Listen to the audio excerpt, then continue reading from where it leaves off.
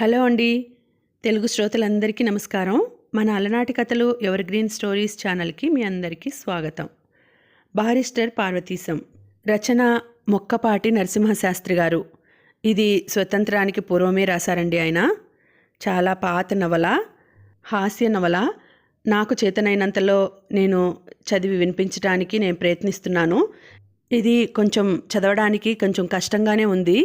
ఆ భాష అనేది వ్యవహార భాష ఇప్పటి భాషకి అప్పటి భాషకి కొంచెం చేంజ్ అయి ఉంటుంది. కొన్ని పదాలు నాకు అర్థం కూడా కాదు, కానీ నేను అర్థం చేసుకొని చదవడానికే ప్రయత్నిస్తున్నానండి. ఏవైనా తప్పొప్పులుంటే మీరు తప్పకుండా మన్నించాలి పెద్దవాళ్ళు.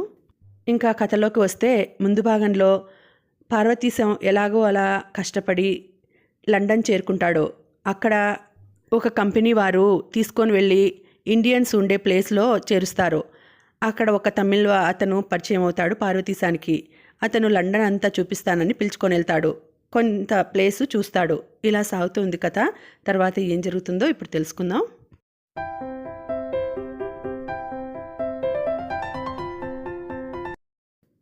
అప్పటికి సాయంత్రం 4 గంటలవుతోంది. మళ్ళీ ఒక చోట ట్రాము దిగుదామన్నాడు. మీనన్ నన్ను దింపి దగ్గరున్న మరో చిన్న హోటల్కు తీసుకువెళ్ళి అక్కడ మళ్ళీ టీ, పలహారాలు వగైరా ఏర్పాటు చేశాడు. పలహారాలంటే మనకు పకోడీలు, పుణుకులు, మిఠాయి ఉండలు వంటివి లేవు. రొట్టె, దానికి అనుపానం వెన్న, పండ్లతో తయారైన అదేదో జామట, అది కొన్ని తీయటి కేకులును. ఇవి పలహార వస్తువులు. లఘువుగా పలహారం కానిచ్చి మళ్ళీ బయటపడ్డాము. ఈసారి ట్రామ్ ఎక్కకుండా కొంత దూరం షాపులకేసి చూస్తూ ఎంతో ఆనందంతో నడిచాము. అక్కడ ఒక పిక్చర్ హౌస్ అనేది ఉన్నది. అక్కడ నా మిత్రుడు ఆగాడు. పైన పెద్ద పెద్ద అట్టల మీద చిత్రమైన స్త్రీ పురుషుల బొమ్మలు కనపడ్డాయి. ఇదేమిటన్నాను. రండి లోపలికి పోదాము, ఇది చూపించడానికే మిమ్మల్ని ఇక్కడికి తీసుకువచ్చాను. లోపల ఒక తెర మీద కదిలే బొమ్మల నాటకం మనకు కనిపిస్తుంది, చాలా బాగుంటుంది అని లోపలికి దారితీసి చెరొక టికెట్టు కొని లోపలికి తీసుకువెళ్ళాడు. లోపలంతా చీకటిగా ఉన్నది. ఒకతను మాకు దీపం చూపించి మేము కూర్చోవలసిన చోటు చూపించాడు. మేము కూర్చున్నాము. మా పక్కన ఎవరున్నారో, లోపల ఎంతమంది ఉన్నారో ఏమీ కనబడలేదు. మాకు ఎదురుగా ఒక పెద్ద తెర, తెల్లనిది. దానిమీదను స్త్రీ పురుష ఛాయలు హావభావములతో కదిలిపోతున్నాయి. కొంతసేపటికి ఇది ఒక నాటకము ఈ రూపంలో ప్రదర్శితం అవుతున్నదని తెలుసుకున్నాను. ఆశ్చర్యచెక్కుతున్నైనాను. ఓ మాట మంతి లేకుండా, ఏ శబ్దము వినపడకుండా, మనిషి కనపడకుండా ఆ మనుష్యుల నీడతోనే సుమారు 2 గంటల సేపు మనకు నాటకం ప్రదర్శించగలిగారంటే ఎంతో అద్భుతము అనిపించింది. ఏమనడానికి మాటలు కనబడలేదు. మధ్యన మటుకు 1-2 సార్లు వెలుతురు వచ్చింది. ప్రదర్శనశాల అంతా కనబడ్డది. అది చాలా పెద్దది. అధమపక్షం 1000 మంది పైగా స్త్రీ పురుషాదులంతా కూర్చుని ఉన్నారు. ఇందులో తరతమ భేదం ఉన్నదేమో అప్పుడు తెలియలేదు. ఇంతమందిని ఏ అల్లరి లేకుండా ఈ ఛాయా నాటకం ఆకట్టుకోగలిగిందంటే ప్రదర్శకులు ఎంత ప్రజ్ఞావంతులో అనిపించింది. మేము నాటకం చూడటం పూర్తి కాగానే నెమ్మదిగా లేచి బయటకు వచ్చాము. తెర మీద ప్రదర్శన సాగుతూనే ఉంది. వచ్చేవాళ్ళు వస్తూనే ఉన్నారు, వెళ్ళేవాళ్ళు వెళ్తూనే ఉన్నారు. మన ఊళ్ళోకి మళ్ళీ నాటకం పూర్తి కావడం, జనం పెద్ద గోల చేసుకుంటూ ఒకళ్ళనొకళ్ళు తోసుకుంటూ బయటకు రావడం పద్ధతి లేదు ఇక్కడ. ఒక ప్రదర్శనం కావడంతోటే ఆపకుండా మళ్ళీ ఒక ప్రదర్శన ప్రారంభమవుతుంది. అందుచేత ఎవరికి తీరిక అయినప్పుడు వారు వచ్చి లోపల కూర్చొని వారు ఏ రంగం దగ్గర నుంచి ప్రదర్శన చూశారో మళ్ళీ ఆ రంగం వచ్చే వరకు కూర్చొని బయటకు వెళ్ళిపోతారు. అంతేగాని మొదటి నుంచి మళ్ళీ చూద్దామని ఎవ్వరూ అక్కడ కూర్చుండిపోరు. ప్రదర్శన జరుగుతున్నంతసేపు హాల్ అంతా ఎంతో నిశ్శబ్దం. మన దేశంలో ఇలా ఉండటం సాధ్యమా? న్యాయంగా తమరు చూడడం అయిపోవడంతోటే మన వాళ్ళు బయటకు వెళ్ళిపోతారని, కొత్తగా వచ్చిన వాళ్లకు చోటు ఇస్తారని నేను నమ్మలేకపోయాను. వెంటనే వెళ్ళకపోతే మటుకు అడిగేవాడెవడు మనను? నాటకం బాగుంటే మరో మాట చూడవచ్చు కదా. ఇంతమందిలో మననెవరూ ఆనమాలు పట్టలేరు కదా. నాటకశాల యజమానికి ఇంతట్లో పోయేదేముంది అనుకునే స్వభావం మనది అనుకుంటాను. అప్పటికి సుమారు రాత్రి 8 గంటలవుతోంది. మేము రోడ్డు మీదకు వచ్చాము.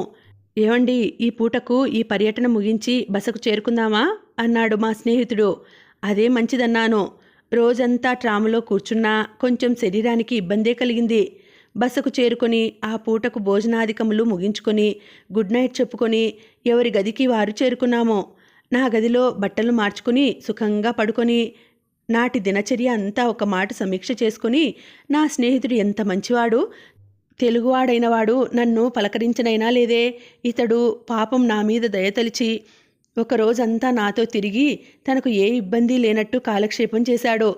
మనవాళ్లు కూడా ఇలా ఎందుకుండలేరో అనుకుంటూ నాకు తెలియకుండానే ఏరు దాటాను. అనగా నిద్రాదేవత ఒడిలోనికి ఒరిగానన్నమాట. ఉదయం లేచి నా నిత్యకృత్యములన్నింటినీ తీర్చుకొని డ్రెస్సు వేసుకునేసరికి మా స్నేహితుడు మీనన్ మళ్ళీ వచ్చాడు. నవ్వుతూ గుడ్ మార్నింగ్ చెప్పి కూర్చుని, నీకు రాత్రి బాగా నిద్రపట్టిందా అని, ఏమీ అలసట లేదు కదా అని యోగక్షేమం కనుక్కున్నాడు. మీరీ వేళ ఉంటారా? ఇక్కడి నుంచి ఎక్కడికి వెళతారు? మీరు ఏర్పాటు చేసుకున్న కార్యక్రమం ఏమిటి అన్నాడు. నాకు ఏ ఏర్పాటు లేదని, ఏం చేయాలో తోచటం లేదని, ఇంటి దగ్గర ఏమీ ఆలోచించకుండా, ఏ నిర్ణయాలు చేసుకోకుండా, ఎవరితో చెప్పకుండా వచ్చానని నా రహస్యం బయట పెట్టాను. అతను నవ్వి, నీ వాలకం చూస్తే ఇలాంటి పని ఏదో చేశావని ఊహించానులే. నీలాంటి వాళ్ళు మీ ప్రాంతం నుంచి ఇప్పుడిప్పుడే రావడం మొదలుపెట్టారు.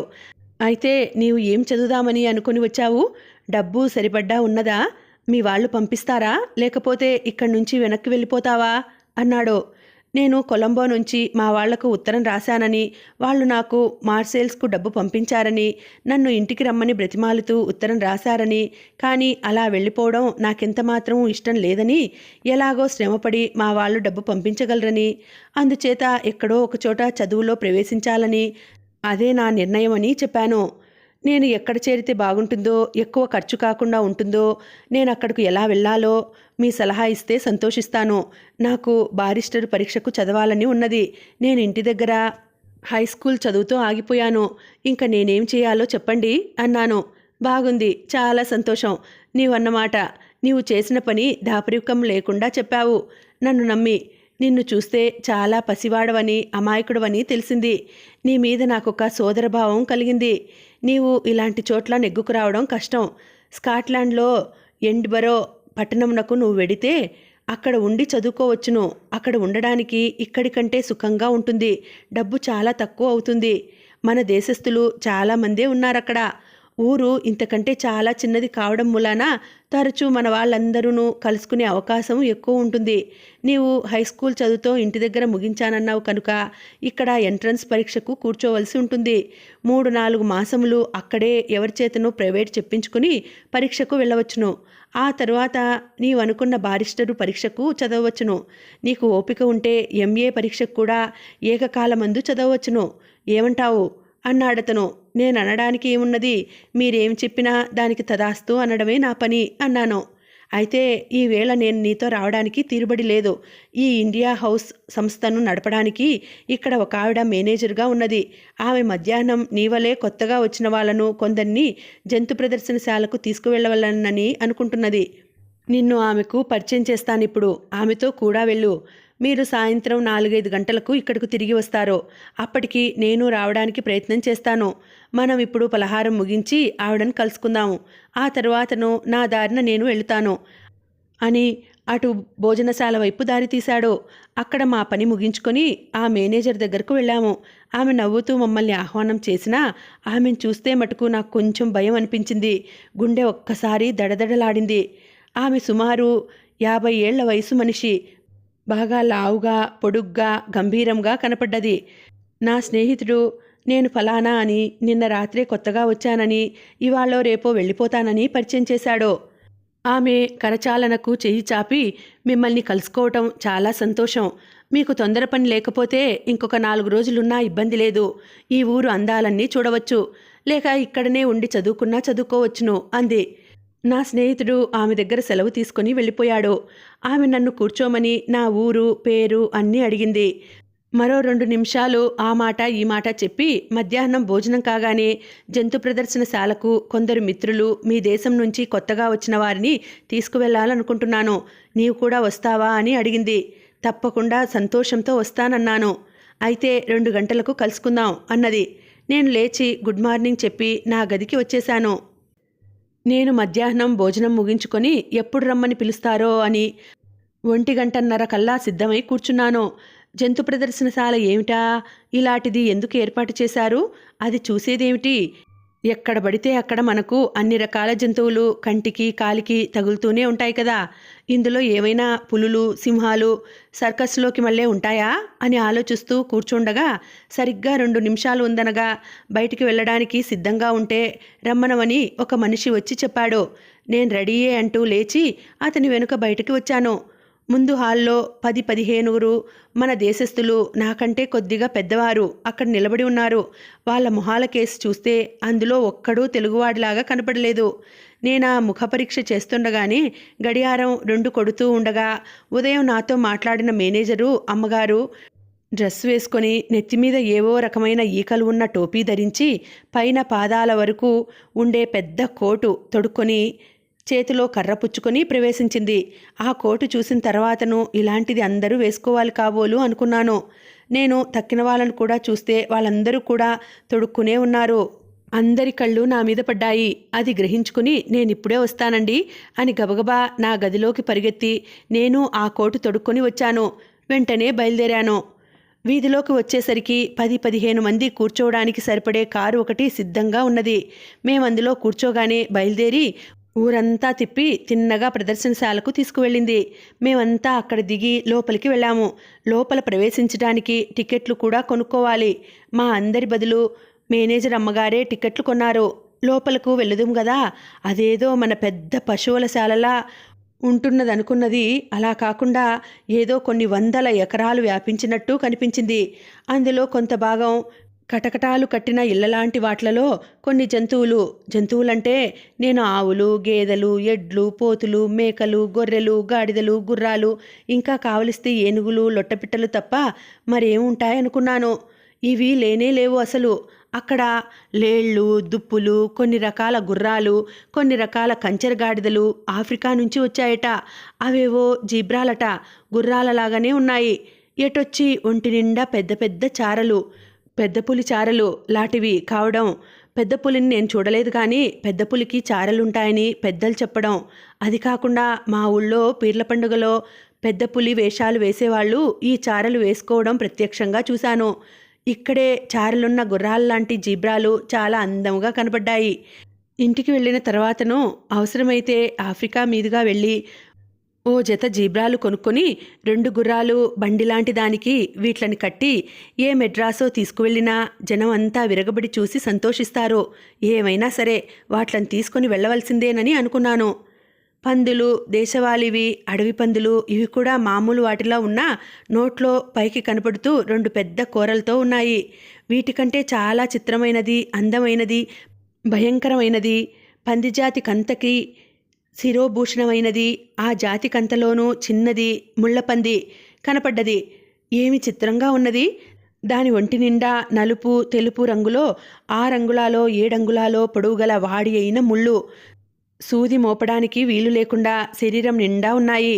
ముఖం మీద తప్ప ఇవన్నీ పుట్టుకతోటే ఉంటాయా, లేకపోతే తరువాతను ఇలా మొలుస్తాయా, లేకపోతే చూసే వాళ్ళను గమ్మత్తు చేయడానికి ప్రదర్శనశాల వాళ్ళు ఈ ముళ్ళ తొడుగు ఏదైనా తొడుగుతారా అని ఆలోచిస్తుండగా మాతో కూడా ఉన్న ప్రదర్శనశాల తాలూకు మనిషి కటకటాల మధ్య నుంచి కర్రతో ఒకదానిని పొడిచాడు. దానికి ఒళ్ళు మండి అమ్మ విధవా ఉండు నీ పని చెబుతాను అన్నట్లు ఒక విధమైన శబ్దం చేసి వాడి మీదకు ఉరకబోయింది. చిత్రమేమిటంటే ఆ క్షణంలో మనకు గరి పొడిచినప్పుడు మన శరీరం మీద రోమములు నిలబడినట్లు ఈ పంది మీద ముళ్ళన్నీ టక్కున లేచాయి. ఆ స్థితిలో ఇది ఎవరి మీదనైనా పడితే ఇంకేమైనా ఉందా అని అనుకుంటూ ఉంటే అప్పుడు ఆ మనిషి ఉపన్యాస ధోరణిలో వీని సంగతి అంతా చెప్పుకువచ్చాడు. శత్రువు బారి నుండి తప్పించుకుని బయటపడడానికి ఆత్మరక్షణ కోసం పరమాత్ముని మహాప్రసాదం ఇది అని నాకేసి తిరిగాడు. నేను అనాలోచితంగా మరి తక్కిన జంతువులకో అన్నాను. వాడొక్కసారి నాకేసి తీక్షణంగానూ తర్వాత కొంచెం జాలిగానూ చూసి ఏ జంతువుకు తగిన అవసరమైన రక్షణ శక్తిని వాటికి తగ్గ రీతిగా దైవం ఏర్పాటు చేస్తాడు అన్నాడు. మా మేనేజరమ్మగారి ముఖంలో మందహాసం కనిపించింది. మేం ముందుకు సాగాము. ఇక కోతులు కొండముచ్చులు ఉండే చోటుకు వెళ్ళాము. చిన్న పెద్ద కొన్ని 100 రకాలు కిచకిచలాడుతూ పళ్ళు ఇకిలిస్తూ మా కేసు తమాషాగా చూస్తూ ఎగురుతూ ఊచలు పట్టుకుని పైకెక్కుతూ మళ్ళీ కిందకు దిగుతూ వాటిలో అవి ఆడుకుంటూ ఎంతో తమాషాగా కనపడ్డాయి. ఇతర చోట్ల అన్నింటికంటే ఈ కోతుల దగ్గరే జనం ఎక్కువగా మూగారు. వచ్చిన వాళ్ళందరూ ఆడ, మగ, పిన్న, పెద్ద అందరూ కూడా వాటి కోసమని ఏవేవో కాయలు, గింజలు, పళ్ళు కొని కూడా తెచ్చుకున్నారు. అవి లోపలికి వేస్తుంటే వాటిలో అవి దెబ్బలాడుకుంటూ ఒకదాని చేతిలోది మరొకటి లాక్కుంటూ తింటూ మమ్మల్ని చూసి పళ్ళికలిస్తూ మరికొన్ని ఇమ్మని చేతులు జాపుతూ ఉంటే ఎంతో వింతగానూ సంతోషంగానూ ఉన్నది. వచ్చిన వాళ్ళెవళ్ళు ఓ పట్టాన కదిలిపోవడం లేదు. కొందరు ఆడవాళ్ళు, పిల్లలు ఈ పళ్ళు వగైరా తమ చేతిలో వాటికి అందించి అవి తీసుకుంటుంటే సంతోషిస్తూ ఆడుకుంటున్నారు. ఒక అమ్మాయి చెయ్యి జాపి అది అందుకోబోతుంటే దాన్ని ఏడిపించడానికి చటుక్కున చెయ్యి వెనక్కు లాక్కుంది. అది కోపంగా చూస్తూ ఊరుకుంది. ఈ అమ్మాయి రెండవసారి ఊరుకోక మళ్ళీ చెయ్యి చాపింది. రెప్పపాటులో ఆ కోతి ఈ అమ్మాయి మర్రోమని అరుస్తూ ఉంటే అది పళ్ళికిలిస్తూ చెయ్యి విడిచిపెట్టలేదు. ఇంతలోనే అక్కడకు నౌకరు వచ్చి ఆ కోతిని మందలించి కొడతానని బెదిరించేసరికి అది విడిచిపెట్టింది. ఈ గందరగోళం చూడటానికి జనం చాలామంది గుమిగుడారు. వాళ్ళల్లో వాళ్ళు నవ్వుకున్నారు. ఈ అమ్మాయికి సానుభూతి చూపించారు కొందరు వెళ్ళిపోతూ ఉన్న మరికొందరు స్త్రీలు అక్కడే నిలబడి లోకాభిరామాయణం చెప్పుకుంటున్నారు. పంజరానికి దగ్గరలో ఒక లావాటి మనిషి, కొంచెం వయస్సు మళ్ళినదే, తల చేతులు ఊపుతూ ఏదో ఉత్సాహంగా కబుర్లు చెబుతోంది. మేమింకా ముందుకు వెళ్దామని బయలుదేరాము. పంజరం ఊచలు పట్టుకొని లోపల ఉన్న ఒక కోతి చాలాసేపటి నుంచి ఈవిడ అభినయం చూస్తూ ఉపన్యాసం వింటూ పల్లికిలిస్తోన్నది. ఈవిడ సంభాషణ హడావిడిలో చూసుకోకుండా తనకు తెలియకుండా పంజరానికి దగ్గరగా జరిగింది. ఆ కోతి రెప్పపాటులో ఈవిడ నెత్తిమీద టోపీ అందుకొని లాగింది. మరో మంది ఈవిడ. అందరూ నిర్ఘాంతపోయి చూస్తున్నారు. ఆ టోపీతో పాటు ఆవిడ నెత్తిమీదనున్న కృత్రిమ కేశాలంకరణము కూడా ఊడి వచ్చింది. ఆవిడకు ఆపుకోలేని దుఃఖం వచ్చింది. ఒళ్ళు మండి తన చేతిలో ఉన్న కర్రతో ఆ కోతిని కొట్టబోయింది. కోతి నవ్వుతూ లోపలికి తప్పుకుంది. ఎటొచ్చి కటకటాల్లో నుంచి ఈ టోపీ లాగలేక అక్కడే విడిచిపెట్టింది. ఈవిడ దాన్ని తీసుకొని ఇంతమందిలోనూ ఇది నెత్తిమీద ఎలా పెట్టుకోవడమా అని ఆలోచిస్తుండగా అక్కడికొక నౌకరు పరిగెత్తుకు వచ్చి కోతిని కోప్పడి ఈమెను పరామర్శించి ఆమె చెయ్యి పట్టుకొని దగ్గరలోనే అలంకరించుకోవడానికి స్త్రీలకేర్పాటైన ఒక గదిలోనికి తీసుకుని వెళ్ళాడు. ఆమెను చూస్తే ఎంతో జాలి వేసింది. నాకు ఆ కోతి కొంటెతనం చూస్తే నవ్వు వచ్చింది. అందుకనే కాబోలు ఇళ్లల్లో అల్లరి చేస్తుంటే కోతి గుణాలు అంటుంటారు అనుకున్నాను. ఆ తర్వాతను నేననుకున్నట్లుగానే కొన్ని ఏనుగులు ఉన్నాయి అక్కడ. సర్కస్లోకి మళ్ళేనే మచ్చిక చేసిన ఏనుగులు 2-3 తీసుకువచ్చి పిల్లలను వాటి మీద ఎక్కించి తిప్పి తీసుకువస్తున్నారు అక్కడ ఉన్న కాపలా వాళ్ళు. వాటికి ఏ అడ్డు లేకుండా ఆరు బయటనే స్వేచ్ఛగా తిరుగుతున్నాయి. అంత జంతువు చాలా నిరపాయమైనదట. ఎవ్వరినీ ఏమీ చేయదు. ఎవ్వరు ఏది ఇచ్చినా తొండంతో తీసుకుని నోట్లో వేసుకుంటుంది. అక్కడ ఎక్కువసేపు నిలబడవలసిన అవసరం లేకపోయింది. ఆ ప్రక్కనే లొట్టపిట్టలు కనబడ్డాయి. వాటిని బొమ్మల్లోనే గాని ఇదివరకెప్పుడూ చూడలేదు. వాటి పొడుగాటి మెడలు, మూపురాలు, ఆ ముఖాలు చూస్తే మొత్తం మీద జంతుకోటి కంతలోకి ఇదే అందవికారమైన జంతువు అనిపించింది. అక్కడ నిలబడలేకపోయాను నేను. ఇంకొక 10 బారలు ముందుకు వెళ్ళేసరికి ఆఫ్రికా దేశం నుంచి వచ్చిన మరో చిత్రమైన జంతువు జిరాఫీ కనపడ్డది. దాని పొడుగాటి కాళ్ళు, కుదిమట్టమైన శరీరము ఒక రకంగా బాగానే ఉంది గాని దాని మెడ ఎంత పొడుగో చెప్పలేను. తాటి చెట్టు చిగురు కూడా అమాంతం అందుకోగలదని అనుకున్నాను. ఇది ఆకు అలము తింటూ బ్రతుకుతుందట. అందుకని ఎంత ఎత్తైన కొమ్మలను అందుకొని భుక్తి గడుపుకోవడానికి సృష్టికర్త చేసిన ఏర్పాటు అని మాతో వస్తూ ఉన్న నౌకరు చెప్పాడు. అంత పొడుగు మెడ ఉన్నా చూడ్డానికి కొంత ముచ్చటగానే ఉంది. దాని ముఖం లేడి ముఖంలాగా ఎంతో అమాయకంగానూ బీరువుగానూ కనపడ్డది. 2 నిమిషాలు దగ్గర నిల్చుని మా వాళ్లను అనుసరించి ఇంకొంచెం ముందుకు వెళ్ళాను. అక్కడ ఒక పెద్ద బావి, దాని చుట్టూ ఎత్తైన గోడ, అందులో ఒక జంతువు కనపడ్డది. దాన్ని ఖడ్గమృగం అన్నారు. దాని ముక్కు మీద బలిష్టమైన కొమ్ము కనబడ్డది. దాని ఖడ్గమటాది. ఎటువంటి శత్రువు ఎదురుపడ్డా ఆ కొమ్ముతో చీల్చేస్తుందట. అది దాని చర్మం కూడా ఇనుపరేకులా ఎంతో దళసరి. బల్లెము కూడా దూరేటట్లు లేదు. అది కొంతసేపు నీళ్లల్లోనూ కొంతసేపు నేల మీద తిరుగుతుందట. ఇది ఆఫ్రికా దేశం నుంచే వచ్చిందని విన్నాను. మన వైపున కనపడే పెద్ద బొబ్బిలిపోతు అంత ఉంది. కొంత భయంకరంగానే కనబడ్డది. ఇంకా తరువాతను పులులు, సింహాలు చూశాము. వాటిని స్వేచ్ఛగా విడిచిపెట్టిన ఎంతో పెద్ద ఆవరణకు చాలా ఎత్తుగా ఇనప బల్లాలతో అడ్డుకట్టారు. అందులో అవి స్వేచ్ఛగా తిరుగుతుంటాయి. పులిపిల్లలు చిన్నవి కూడా ఉన్నాయి. అవి చాలా ముద్దుగా ఉన్నాయి. సింహాలు దర్జాగాను భయంకరంగానూ ఉన్నాయి. కానీ ఇంత అందముగా కనబడలేదు. కొన్ని చిరుతపులులు ఉన్నాయి. అవి చాలా అందంగా ఉన్నాయి. ఇంకా ఇలాంటి జంతువులు ఎన్నెన్నో కనబడ్డాయి. తర్వాత మేము జంతుజాలాన్ని విడిచిపెట్టి పక్షిజాతిని చూడడానికి వెళ్ళాము. ఈ పక్షిజాతిలో ఎన్ని రకాలో, ఎన్ని రంగులో, ఎన్ని రూపాలో, ఎన్ని ధ్వనులో వర్ణించడానికి శక్యం కాకుండా ఉంది. వీటిలో మనకు పరిచయమైన కాకులు, గ్రద్దలు, కొంగలు, చిలుకలు ఉన్నాయి. ఈ చిలుకలలో ఎర్రని చిలుకలు కూడా ఉన్నాయి. ఒక రకం చిలుక మన మామూలు చిలుకల కంటే సుమారు 10 రెట్లు ఉంటుంది. దాంతో ఒక 3-4 అడుగుల పొడుగు ఉంటుంది. అది జపాన్ నుంచో ఎక్కడి నుంచో వచ్చిందన్నారు. ఆ తర్వాత పక్షిజాతకంతకీ అలంకారము అందము తెచ్చిన నెమళ్ళు కనబడ్డాయి. వీనికంటే చిత్రం మనం ఎన్నడూ కనీ విని ఎరుగని నిప్పుకోళ్ళు అవి కూడా కనపడ్డాయి. అవి బాగా ఎత్తుగా ఉంటాయి, బలిష్టంగానూ ఉంటాయి. వేడివేడి మండుతున్న బొగ్గులు కూడా తింటాయట. వాటి రెక్కలలో ఉండే ఈకలు చాలా అందంగా ఉంటాయని, అక్కడి స్త్రీలు వాటిని తమ టోపీలు వగైరా అలంకరణకు ఉపయోగిస్తారని చెప్పాడు మాతో ఉన్న మనిషి. ఇంకా మన దేశంలో హిమవత్ పర్వతాలలో ఉంటాయనుకునే హంసలు, అనేక రకాల బాతులు, కొంగలు కనబడ్డాయి. బర్మా నుంచి కాబోలు వచ్చిన తెల్లని చిలకలు కనబడ్డాయి. ఇలా ప్రపంచంలో ఎన్ని వందల రకాల పక్షులనో తీసుకువచ్చి మన ఆనందం కోసము, విజ్ఞానం కోసము ఇక్కడ బంధించి అట్టే పెట్టారు.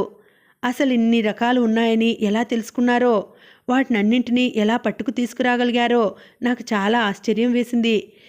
ఇంకా ఏవేవో ఇలా చూస్తూ హఠాత్తుగా ఒక పెద్ద హాల్ లాంటి దానిలోకి ప్రవేశించాము.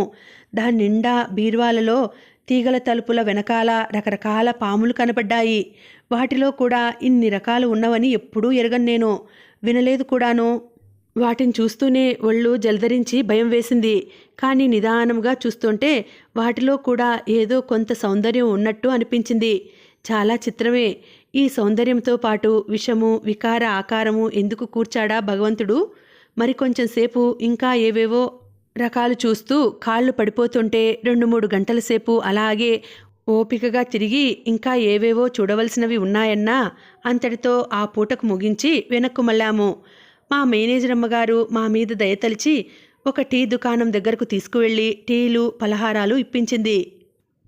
పలహారాలు ముగించుకుని బయటకు వచ్చి మా కారులో కూర్చున్నాము. ఇక బసకు చేరి జోళ్లు విప్పేస్తేనే గాని అడుగు క్రింద పెట్టలేకపోతున్నాను. కానీ నా దురదృష్టం కొద్దీ ఈ తిప్పట చాలదన్నట్టు ఆ ఊళ్ళో ఉన్న పెద్ద పార్కట, హైడ్ పార్కు అనే ఉద్యానవనానికి తీసుకువెళ్ళి కొంతసేపు అక్కడ తిప్పింది మా మేనేజరమ్మ. ఇక్కడ వృక్షజాతులు, పుష్పజాతులు, వింతయైన రంగురంగుల ఆకుల మొక్కలు అనేకములు ఎంతో అందముగా అమర్చబడి అక్కడక్కడా కనబడ్డాయి. ఈ పార్కులో విహారానికి బళ్ల మీదనూ గుర్రాల మీదనూ కూడా గొప్ప గొప్ప వాళ్ళందరూ వస్తారట. ఇది పూర్తిగా చూడవలనంటే ఓ పూటో 2 పూటలో పడుతుందనిపించింది. ఈ ఊళ్ళో ఇన్ని చూడవలసిన ప్రదేశాలు ఉంటే ఒక్కొక్కటి చూడడానికి రోజుల తరబడి పడుతుంటే ప్రత్యేకంగా ఈ లండన్ నగరము ఈ చివర నుంచి ఆ చివర వరకు చూడటానికే 1 సంవత్సరం సరిపోయేటట్టు ఉందనుకున్నాను. అందుచేతను ఇంకా ఈ నగరం సావకాశంగా మరో మాటెప్పుడైనా చూడవలసిందే అనుకున్నాను. ఈ ఊహలతో కాళ్ళీడ్చుకుంటూ నెమ్మదిగా నడుస్తూ ఉంటే మా ఆవిడ పొరపాటు మా మేనేజరమ్మగారు నెమ్మదిగా నా దగ్గరకు వచ్చి, ఏమీ కష్టంగా ఉన్నదా నాయనా? కాళ్ళు నొప్పులు పుడుతున్నాయా? నడవడానికి ఇబ్బందిగా ఉందా? నీ ముఖం కూడా చాలా అలసిపోయి వాడిపోయినట్లు కనపడుతోంది. పోనీలే, ఈ పూటకు ఇంతటితో ముగించి ఇంటికి వెడదాం అంది నా భుజం మీద చెయ్యి వేసి, నా కేసి జాలిగా చూస్తూ. ఆవిడ ఆదరణకు నాకెందుకు ఇట్టే దుఃఖం వచ్చింది. పైకి గంభీరంగా, పర్వాలేదులేండి, మనతో వచ్చిన వాళ్ళందరూ ఇంకా చూడవలనని ఉంటే చూపించండి, నేను కాసేపు ఇక్కడ కూర్చుంటాను అన్నాను సిగ్గుపడుతూ. అబ్బెబ్బే, ఎంత మాట! నాకు పని ఉన్నది, ఈ వేళకు చూసింది చాలు, మరొకప్పుడు తర్వాత చూడవచ్చును, బసకే వెడదాంరా అని కారు దగ్గరికి దారితీసింది. కారులో కూర్చుని ఒక అరగంటలో బసకు చేరుకున్నాము. అక్కడ నా కోసమే మా మిత్రుడు మీనన్ నిరీక్షిస్తూ కూర్చున్నాడు. నన్ను చూసి నవ్వి నెమ్మదిగా నాతో నా గదిలోకి వచ్చాడు. గదిలో ప్రవేశించగానే ముందు నా కాలిజోళ్ళు ఊడదీసి అవతల గిరాటు పెట్టి మేజోళ్ళు కూడా తీసేశాను. నా బాధ గ్రహించి స్నానాల గదిలోకి వెళ్ళి వేడినీళ్లతో పాదాలు కడుక్కొని కాసేపు ఆ వేడినీళ్ళలోనే ఉంచితే ఈ నొప్పి లాగేస్తుందని, నేను వచ్చేదాకా తను కూర్చుంటానని, ముందా పని చేసుకోమని సలహా ఇచ్చాడు. సరేనని అడుగు తీసి అడుగు వేయలేక నెమ్మదిగా స్నానాల గది చేరుకుని అక్కడ మీనన్ చెప్పినట్లు వేడి నీళ్ళల్లో సుమారు పావుగంట సేపు కాళ్ళు పెట్టుకుని కూర్చునేసరికి శమనమనగా హాయిగా ఉండి నొప్పి చాలా భాగం చేత్తోటి తీసేసినట్టు పోయింది. కాళ్ళు తుడుచుకొని నా గదిలోకి వచ్చాను. ఏమండి, కాళ్ళు ఎలాగున్నాయి? ఇప్పుడు ఏమైనా సుఖంగా ఉందా? నొప్పి ఏమన్నా తీరిందా అన్నాడు మీనన్. మీ దయ వల్ల చాలా భాగం బాధ తగ్గింది. ఈ రాత్రి విశ్రాంతి తీసుకుంటే రేపటికి బాగా తగ్గిపోతుంది అనుకుంటున్నాను. కానీ మరి ఈ రాత్రే ప్రయాణం అనుకుంటున్నాను కదా అన్నాను. ఇంకొకటి 2 రోజులు ఆలస్యమైనా మునిగిపోయేది ఏమీ లేదు. మీరు కాలేజీలో చేరడానికి ఇంకా కొంత వ్యవధి ఉన్నది. అందుచేత తొందరపడకండి. రేపు వెళ్ళవచ్చు. మీకు ఇంకేమైనా ఇక్కడ కొనుక్కోవలసినవి ఉంటాయేమో ఆలోచిద్దాం. కూర్చోండి అన్నాడు. నేను కూర్చున్న తర్వాత 2 నిమిషాలు ఊరుకొని, అయితే మీకు దుస్తులు సరిపడ్డవి ఉన్నవా? ఈ చలికి మీరు ఆగగలుగుతున్నారా? ఇబ్బంది పడటం లేదు కదా అన్నాడు. చలి ఎక్కువగానే ఉన్నదండి, భరించడం కష్టంగానే ఉంది అన్నాను. మీ బట్టలు ఏం ఉన్నాయని నేను అడుగుతున్నానని ఏమీ అనుకోక చెప్పండి. మీరు వేసుకున్న సూటు ఇండియాలో కుట్టించినదా? అలాగనే ఉన్నది. చూస్తే ఇక్కడికి పనికిరాదు. చలిమాట ఎలా ఉన్నా ఈ కుట్టు ఈ పద్ధతి చూస్తే ఇక్కడ అందరూ నవ్వుతారు. తర్వాత సూట్ అడుగున అండర్ ఉందా అని అడిగాడు. అదేమిటో నాకు అర్థం కాలేదు. నేను తెల్లబోయి అతనికేసి ప్రశ్నార్థకంగా చూశాను. ఊరికే సూటు తొడుక్కున్నారా? దాని అడుగున ఇంకేమీ లేదా అన్నాడు. ఇంకేమీ లేదన్నాను. అతను నిర్ఘాంతపోయి చాలా పొరపాటు చేశారు. ఇటువంటి దేశంలో చాలా ప్రమాదం. అడుగున కూడా ఉన్నితో తయారైనవి చర్మాన్ని అంటిపెట్టుకుని ఉండే బనియన్ లాంటివి కాళ్లకు ఒంటికి కూడా తొడుక్కొని ఉండాలి. లేకపోతే చాలా ప్రమాదం. అందుచేతను ముందు ఈ దుస్తులు సంగతి ఏదో చూడాలి. రేపు ఉదయాన్నే నేను వచ్చి మిమ్మల్ని బజారుకు తీసుకువెళ్తాను. మీకు కావలసినవి మీరు కొనుక్కుందురు గాని, రేపు కానీ తప్పితే ఎల్లుండి కానీ వెడుదురు గాని పెందలాడే భోజనం చేసి సుఖముగా పడుకుంటే హాయిగా నిద్రపడుతుంది.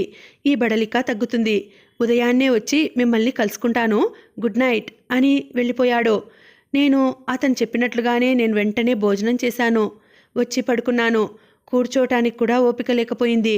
రేపు మళ్ళీ ఏం కొనాలో ఏమిటో, మళ్ళీ ఎంత ఖర్చు అవుతుందో అని ఆలోచనలో పడ్డాను. ఇప్పటికీ ఏ రోజుకు ఆ రోజు అయిన ఖర్చులో నా వంతు నేను మీనన్కి ఇచ్చేస్తున్నాను. అతను చిరునవ్వుతో థ్యాంక్స్ అని తీసుకునేవాడు. ఈవేళ ఖర్చంతా మా మేనేజరమ్మ పెట్టింది. ఎవళ్ళని ఒక కాని అడగలేదు.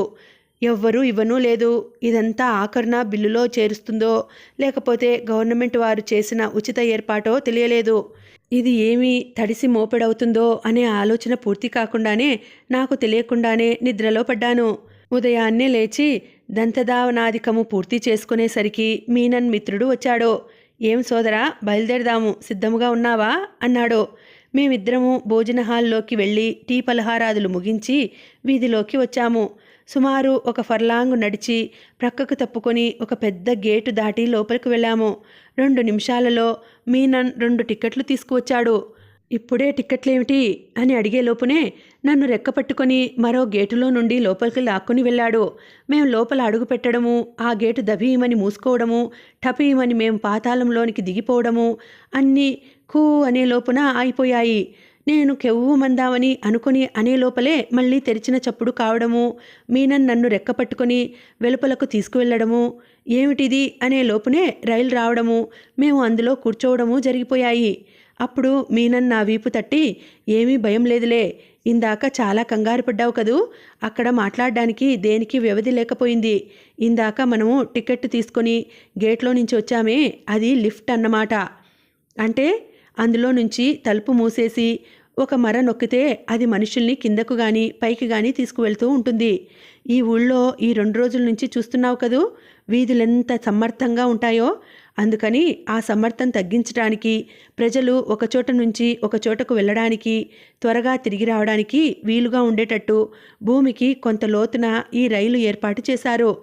అతని వాక్యం పూర్తి అయ్యేసరికి రైలు ఆగడము, నన్ను మళ్ళీ మాట్లాడకుండా మీనన్ చెయ్యి పట్టుకొని రైల్లో నుంచి బయటకి, అక్కడి నుంచి లిఫ్టులోనూ తీసుకువెళ్ళడం, లిఫ్టు ఈ మాటు పైకి వెళ్ళడం, మేం మళ్ళీ అందులో నుంచి బయటపడడం అన్నీ ఓ దేవుడా అనడానికి కూడా వ్యవధి లేకుండా జరిగిపోయింది.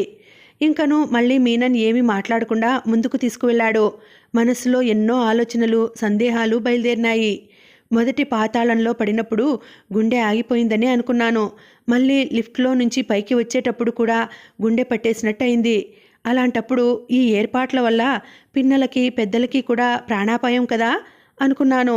అలా అయితే ఈ ఏర్పాట్లు ఎందుకు జరిగాయి అనుకున్నాను. అప్పుడు మార్సెల్స్లో కానీ ఈనాడు ఇక్కడ కానీ హరి అనలేదు. అంతా నిరపాయముగానే బయటపడ్డారు. తర్వాతను భూమి అడుగున ఇంత లోతున ఇలా సొరంగాలు ఎలా చేశారో, ఎంత ప్రమాదం కదూ. ఇది అమాంతం ఏ భూకంపమో వచ్చి కూలిపోతే ఏమవుతుంది? తరువాతను లోపలకు వెలుతురు గాలి ఎలా వస్తున్నాయో.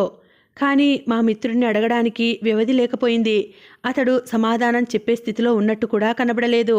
మేము తొందరగా నడుస్తూ ఒక బట్టల షాపులో ప్రవేశించాము. అక్కడ అద్దాల బీరువాలో ఎన్నో రకాల సూట్లు తయారైనవి సిద్ధముగా ఉన్నాయి. ఇవన్నీ ఎవరో కుట్టించుకున్నారు కాబోల్ను అనుకున్నాను. మేము లోపలకు అడుగుపెట్టగా నా దృష్టి ఈ బీరువాల మీదనే లగ్నం కావడం మూలాన్ని వాటి కేసి చూస్తూ నిలబడ్డాను. లోపల ఒక ఆయన మీనన్ దగ్గరికి వచ్చి మాట్లాడడము నేను గమనించనే లేదు. ఇలా 4-5 నిమిషాలు కావడంతోనే ఆ ఆసామి నా దగ్గరకు వచ్చి నా పొడవు, కైవారము వగైరా కొలతలన్నీ తీసుకోవడము మొదలుపెట్టాడు. ఓహో, బట్టలు కుట్టడానికి కదా అని అనుకున్నాను. ఈ సాయంత్రానికి ఇచ్చేస్తాడా అన్నాను. నేను ఇవాళ వెళ్ళక తప్పదు సుమా అన్నాను. మీకేం భయం లేదు, 5 నిమిషాలలో ఇచ్చేస్తాడు. ఎటొచ్చి ఇక్కడ ఉన్న వాటిలో మీకేది నచ్చినదో చూపించండి అన్నాడతను. మనలో మనమాట నాకేం తెలుస్తుంది? ఆ గుడ్డ నాణ్యం కానీ విలువ కానీ నేను తెలుసుకోలేను కదా. అక్కడ బేరమాడటానికి వీలవుతుందో కాదో. ఎంత చెడ్డా, వాడు బట్టలమ్ముకునే కోమటి అయినా దొర ఆయనో. ఈ బాధ అంతా ఎందుకని దర్జాగా, మీనన్ సోదరా, నీకంటే నాకెక్కువ తెలుసా, నువ్వే చూసి ఏర్పాటు చేయించు. వాటి మంచి చెడ్డలు నాకంటే నీకే తెలుసు అన్నాను. మీనన్ సంతోషించాడు. సరే, ఇటు రమ్మని ఇంకొక బల్ల దగ్గరికి తీసుకువెళ్ళి 4-5 రకాల మెడపట్టీలు అనగా టైల్ అన్నమాట చూపించాడు. ఇక్కడందరూ మగవాళ్ళు మెడకి ఉరేసుకున్నట్లు ఇదొకటి కట్టుకోక తప్పదట. ఎందుకో నాకు అర్థం కాలేదు. ఏమీ అడగటానికి తెలుసుకోవడానికి వీలు లేదాయే. ఇక్కడిదో చావొచ్చి పడింది. తరువాతను ఒక 1/2 డజను కాలర్లు తెప్పించాడు. ఆ తర్వాత తన సూటు లోపల తొడుక్కోవడానికి ఒంటినంటి పెట్టుకుని ఉండే బనీన్లు, అటువంటివే షరాయిలు 2 జతలు తెప్పించాడు. ఇంకొక 2 జతలు మేజోళ్ళు తెప్పించాడు. ఇవన్నీ చూస్తుంటే నా గుండె ఆగిపోయినంత పని జరిగింది. ఏమిటి మీనన్ గారు, తనేదో జమీందారైనట్టు, నేనంతకంటే జమీందారునైనట్టు కళ్ళు మూసుకొని ఒకదాని తర్వాత ఒకటి తెప్పిస్తున్నాడు. వీటన్నింటికీ డబ్బెవడిస్తాడు? వాడు గాని వాడి అబ్బగాని ఇవ్వడు కదా. నా బోటి వాడికి ధర్మం చేయడానికి ఈ దుకాణం పెట్టబడలేదు కదా. అయినా ఈ మేజోళ్ళు, ఈ ఉరితాళ్ళు ఇన్నెందుకు? 1-2 ఉంటే మాసిపోయినప్పుడు రాత్రిళ్ళు ఉతికి ఆరేసుకుంటే తెల్లవారేపటికి శుభ్రంగా ఉండవా? వాటన్నింటికి 100-200 అయిందంటే నేనిప్పుడు ఎక్కడి నుంచి తేను? లేదని చెప్పడంలాగా అని అనుకుంటుండగానే మేము ఎన్నుకున్నవన్నీ అక్కడ మనిషి లోపలకు తీసుకువెళ్ళి వాటిని చిన్న అందమైన అట్టల పెట్టెలో అమర్చడము, సూటు ఇంకొక పెట్టెలో అమర్చడము, వాటిని చక్కగా అందమైన రిబ్బన్ లాంటి దాంతో కట్టడము, తీసుకువచ్చి నా ఎదుట పెట్టడము జరిగిపోయింది. మీనన్ బిల్లు నా చేతికిచ్చాడు. నేను రాబోతున్న కన్నీటిని మందలించి వెనక్కి పంపించి డబ్బు కిక్కురుమనకుండా మీనన్ చేతిలో పెట్టాను. ఎంత అయిందని అడగకుండా. వింటే మీరు హడలిపోతారు. అవి చంకన పెట్టుకుని బయటకు వచ్చాను. ఒక్క క్షణం బయట నిలబడి ఇంకా కొనవలసినవేమీ లేవు కదా అన్నాను. ఇంకా బోలెడన్ని ఉన్నాయి అంటాడేమోనని ఒక్క క్షణం ఊపిరి బిగబట్టుకొని నిలబడ్డాను. మీనన్ ఒక్క క్షణం నా మొహం కేసి చూసి అక్కడ కనపడ్డ భయ సందేహాలు చూసి నవ్వుతూ ఇవాళకి ఇంతవరకు చాలే అన్నాడు. అంటే రేపు మళ్ళీ అక్షింతలు వేసుకొని బయలుదేరవలసిందేనా అన్నాను. నేనన్నది అతనికి అర్థమైనట్లు కనిపించలేదు. ఏమీ అక్కర్లేదు, ఇవాళ నువ్వు వెళ్ళిపోతున్నావు కదా, ప్రస్తుతానికి ఇంకేమీ నాకు అవసరం లేదు అన్నాడు. చిల్లర సామాన్లు ఏమైనా కావలసినవి ఎడింబరో వెళ్ళిన తర్వాత అక్కడ ఎవరినైనా సాయం తీసుకొని కొనుక్కోవచ్చునన్నాడు. అక్కడితో ఆ పూట కార్యక్రమం ముగించుకొని వెంటనే మా బసకు బయలుదేరాము. ఈ మాటు అడుగు రైలు కాక పై ట్రాము కాక గుర్రబండి చేసుకుని బసకు చేరుకున్నాము. మనకు వాహనయోగం పట్టిందేమిటా అన్నాను. ఇప్పుడు మంచి తొందర సమయం. ఈ ఊళ్ళో 190 మంది జనాభా వాళ్ళ పనుల మీద తిరుగుతుంటారు. రైళ్లలోనూ ట్రాముల్లోనూ కూడా చాలా ఇరకాటముగా ఉంటుంది. ఇలా అయితే ఒకళ్ళ ప్రమేయం లేకుండా 4 డబ్బులు ఎక్కువైనా త్వరగా బసకు చేరుకోవచ్చునని సమాధానం చెప్పాడు. ఈ కబుర్లు పూర్తయ్యేసరికి మా బసకు రానే వచ్చాము. రా తొందరగా అని అక్కడ నిలబడి ముందుకు వెనక్కు పరిగెత్తే జనాభాని చూస్తున్నవాణ్ణి బసలోకి లాక్కపోయాడు. ఇంకా నాకు పని ఉంది, నేను ఊళ్ళోకి వెళ్ళాలి. నువ్వు సాయంత్రం దాకా ఎలాగో కాలక్షేపం చేసుకో, నేను సాయంత్రం వచ్చి నిన్ను కలుసుకొని రాత్రికి రైలు ఎక్కిస్తాను అంటూ నా కృతజ్ఞతావచనాలు వినకుండానే తన గదికి వెళ్ళిపోయాడు. నేను నా గదిలోకి వెళ్ళి కొన్న సామాన్లన్నీ మంచం మీద పెట్టుకుని కూర్చొని ఒకటొకటే విప్పి వాటిని చూసుకుని మురిసిపోతూ వెధవ డబ్బు పోతే పోయింది గాని ఇలాంటి వస్తువులు మనకి ఎక్కడ దొరుకుతాయి అనుకున్నాను. వస్తువులు వాటి నాణ్యం ఎలా ఉన్నా కొన్న ప్రతివాడికి ఇలా ఇంత చక్కని పెట్టెలో అందముగా కట్టిస్తారు. లేక నా బోటి విదేశీయులకి వాళ్ళేదో పెద్దవాళ్ళనుకొని ఇలా అందముగా అమర్చిస్తారా అనుకున్నాను. ఏమైనా ఇక్కడి ఏర్పాట్లు పద్ధతులు ఏది చూసినా చాలా అందంగాను హుందాగాను కనపడ్డాయి. వాళ్ళ నాగరికత అంటే ఇదే కాబోలు అనుకున్నాను. వాటన్నిటి మాట అటుంచి ఈ సూటు 5 నిమిషాల్లో వాడెలా కుట్టిచ్చాడో నాకు అర్థం కాలేదు. లేక అక్కడ ఉన్న వాటిల్లో మరెవళ్లకో కుట్టింది, నాకు సరిపోతే నాకు తొందరగా ఉన్నది కదా అని అవతలి వాళ్ళకి మరొకటి కుట్టి ఇవ్వచ్చు కదా అని ధీమాతో నాకు ఇచ్చాడా అనే సందేహం కూడా కలిగింది. సరే, వాడెలా ఏడుస్తే నాకెందుకని నా పని నాకు జరిగింది కదా అని సంతోషించి అవన్నీ మడిచి జాగ్రత్తగా మళ్ళీ ఆ పెట్టెలో పెట్టి భద్రపరుచుకున్నాను. కొంచెంసేపు విశ్రమించి 1 గంటకు లేచి మధ్యాహ్న భోజనానికి తయారయ్యాను. ఆ వేళప్పుడు భోజనాల హాల్లోనూ తప్ప మరెవ్వరూ కనబడలేదు. ఇక్కడికి ఈ భాగాన్ని ఆపుతున్నానండి. మళ్ళీ వచ్చే వీడియోలో కలుసుకుంటాను. అంతవరకు సెలవు. నమస్తే. Thank you for watching. Bye.